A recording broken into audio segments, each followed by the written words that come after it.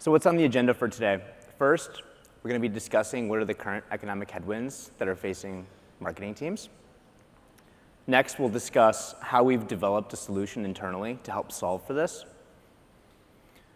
Third, I'll go into a little bit of a deeper dive onto how our team is using this data product. And then four, in our key takeaways, which includes the impact it's had for our organization and how you'll be able to incorporate it into your own. So, what is the current challenge? As we know, right now, macro conditions have been generally unfavorable. And this is especially impacting marketing teams of today. They're being asked to basically help reduce customer acquisition costs. They're having to identify and cut inefficient channels and campaigns and double down on the ones that work. They're also being asked to assist in increasing average contract values for the organization. And lastly, as we all know, in marketing, efficiency equals profit. They're being asked to do all of this with less headcount and less budget, so they need to be able to optimize and iterate in a timely fashion.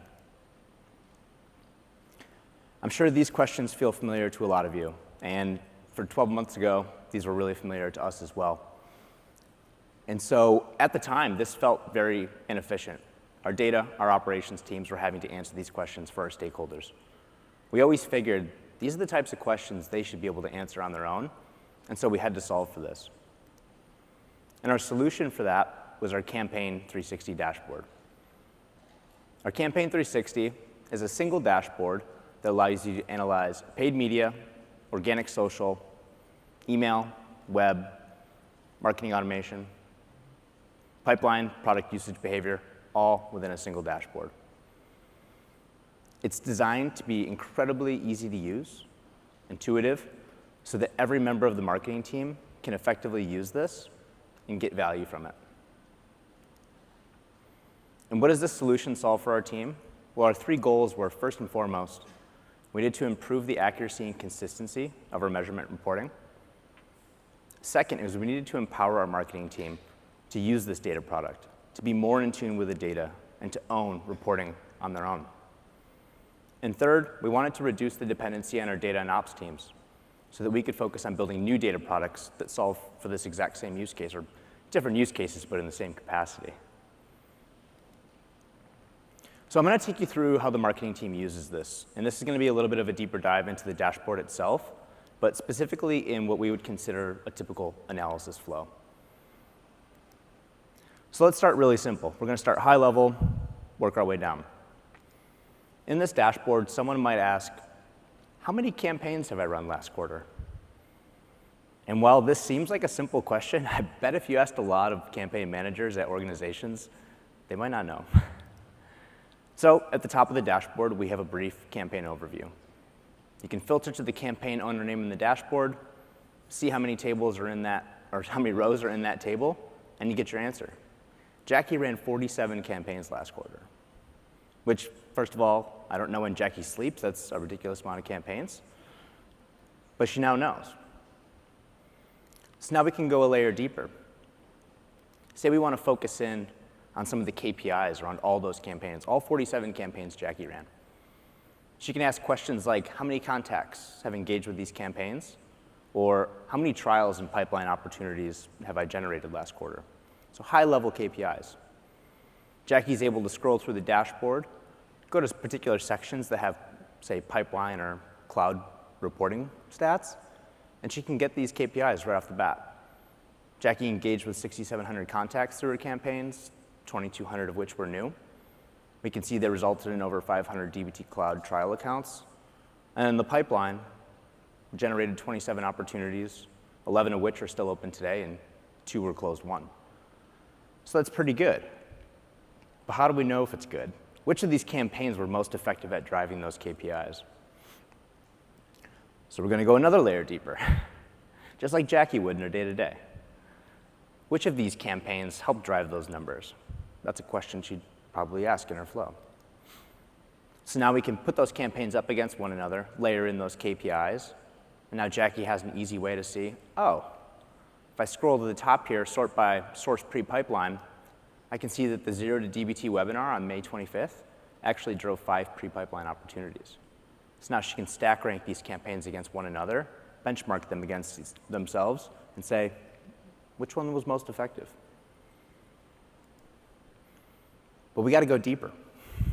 And actually, I lied earlier. It's not a single dashboard. We actually built out an accessory dashboard that's specifically aimed at following up on a campaign. But what we've done is we've included it in a link in our Campaign 360 so that someone can just click on the campaign name and be taken to this dashboard with even more granular metrics. So let's hone in on that campaign that Jackie just identified. Now she wants to know, where did the conversions come from when people signed up for this webinar? How many accounts did we qualify to our sales team after? And how many of these accounts have been followed up with? This is, once again, this is all a part of the natural analysis flow for Jackie. First, she discovered, now she's deriving insights from this information. And so we give them a view where they can see that. So we can see that in this chart here, HubSpot email sends were responsible for the majority of webinar signups, followed closely by LinkedIn paid social. And in addition, we can see that 42 of our accounts that engaged with this campaign, 88% of those have been followed up with. Now, there's some key takeaways that Jackie's immediately able to identify here. First, HubSpot, LinkedIn did pretty good. Maybe for the next time we run a campaign like this, we double down on LinkedIn and we see how that performs. But also, Jackie's stubborn. She sees 88% of accounts have been reached out to here. So, who are those people? Let's go even deeper. You'll see a common theme. Now Jackie wants to know which of these qualified contacts haven't been followed up with. Let's get that 88% number to 100%. So we include this information as well. This is us designing for that next question our stakeholders have, and it was a key principle when we developed this data product. We knew they were going to want KPIs. We knew they were going to want dimensionality, but also we knew they were going to want to go 1 to 2 layers deeper so that they could gather those insights all on their own. And what that allows Jackie and the campaign team to do now is actually operationalize this information in their day-to-day. So now Jackie's been able to, on her own, identify those 17 contacts that weren't followed up with, able to tap the SDR team on the shoulder and say, hey, why don't you reach out to these people? See if they can find value in our product. So all in all, how has the behavior on our campaign team changed? Well, first, I didn't put these in. I asked Jackie herself. She says that she feels more confident and more engaged in data conversations at DBT Labs. And I think you'll find this true for all of our campaign managers. The key word here is confident. I think a lot of campaign managers are very used to reporting on different parts of their campaign, but to do so with confidence is so incredibly crucial for the team. Next, the team is incorporating daily dashboard checks into their routine. For the team, I call this their daily newspaper, and I encourage them all to do that.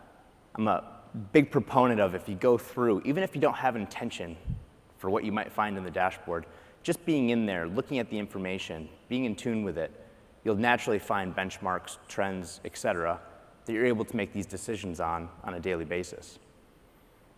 And third, Jackie's now transitioned from discussing data accuracy to focusing on the action items and the results with the team. So, how can you do this yourself? There are 3 key steps that we took to make sure that this was as impactful as possible. And yes, I'm a walking cliche, and I stole a James Clear quote, but first you must standardize, and then you can optimize. And I think that's incredibly true here. The first thing that we had to do to make it so that our campaign team could go through that analysis flow is we needed to sit down, marketing, operations, and the data team, and actually create our measurement framework. This includes, how do we structure our campaigns? What are the KPIs and the dimensions that we'll require? And how are we going to set up our operational tools to enable our stakeholders to actually go and run these campaigns? Next, we needed to embed this business logic into our data model, and we did that using DBT. And third, and probably most important, we needed to drive that self-service enablement. We can't just launch a dashboard and expect people to go use it. We needed to make sure we had all the information, knowledge assets that the team could reference so that they could go through and do it themselves. And in the future, If they're a little rusty, refresh themselves as well.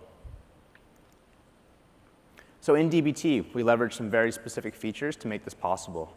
The first one being macros. This is one of my favorite macros. It's designed to codify our marketing campaign nomenclature. So what we're doing, it's a 2-argument macro, but we're taking our campaign fields, whether it be through web, ad, email, et cetera, and we're actually parsing out the custom dimensions that we've agreed upon from that nomenclature. So say the first position of your nomenclature is your campaign period. This macro can parse that out, as well as second, third, fourth positions, et cetera. So now we've taken 2 columns in our data set that might represent UTM campaign and UTM content, and now we've exploded it out into 8 different columns that they can now use. By doing this in a macro, we're able to define this logic once and use it anywhere in our project. Second is we created tools upstream that actually give our stakeholders control, but we've put some guardrails on it. So in this example here, and a common thing that you'll have to do in marketing analytics is mapping sources and mediums to different channels or subchannels. I don't know about you, but I sort of wince at thinking about the case when statement to do that and maintaining that, knowing it's going to fall back on me. So instead, what we did here is we actually built it out in a Notion database. Notion can be a data tool if you use it right. I'm sure some people use Google Sheets. It has the same effect. But for us, our knowledge base lives there, and so we wanted to put this information directly in our knowledge base. And what this allows the team to do is go through and do these mappings on their own. Say there's a new source-medium combination, they can add it to this database, not have to write code.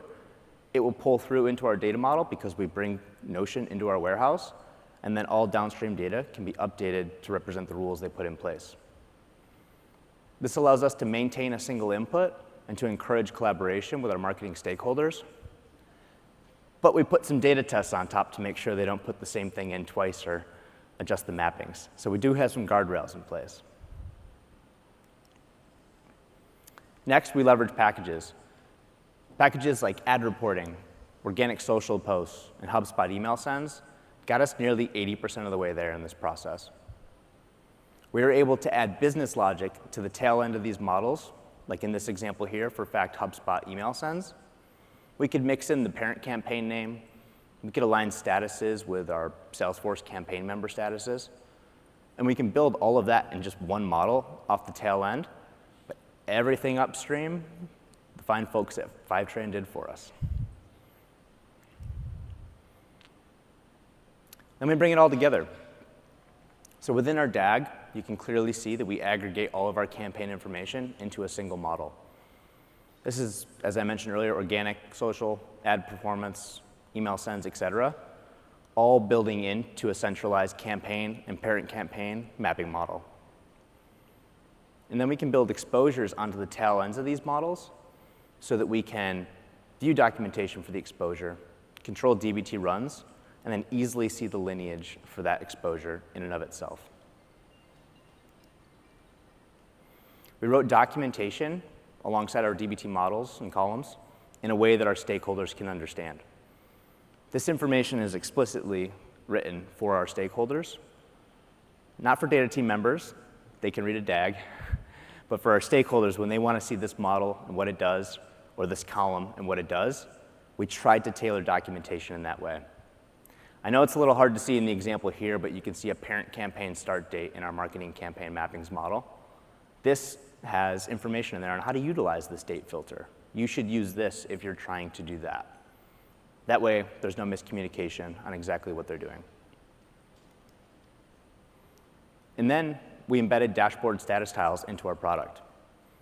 So through the DBT Cloud Metadata API, we're able to easily put in data freshness and runtime statistics, or statuses, directly into our dashboard. In a self-service world, this lets our stakeholders know that the data is primed and ready for analysis. It also lets them know if they should hold off if something's potentially not accurate today or maybe a little bit delayed. In the end, what this does is it helps us build trust with our stakeholders so that they can ensure that the data is as accurate and reliable as possible. So, how do we know if we've been successful? Well, as of today, over 94% of dashboard usage for the Campaign 360 is coming from our non-data team members. This is proof that we've been able to reduce the dependency on our data and operations teams and actually allow our stakeholders to analyze this information all on their own. Today, what this means for us is our data and operations teams are focused on building new data products, building for the future, and our stakeholders are going through, following that exact same analysis flow, and they have the ability to understand everything about their campaign and identify which ones are primed for optimization, which ones maybe we don't run anymore, and which ones we double down on. All right, I want to thank you all for your time today. I'm going to leave this up here in case you want to connect with me on LinkedIn or Slack, and I'll also be around after the session, so I'd be happy to talk through it more. But thank you all so much. Have a good one.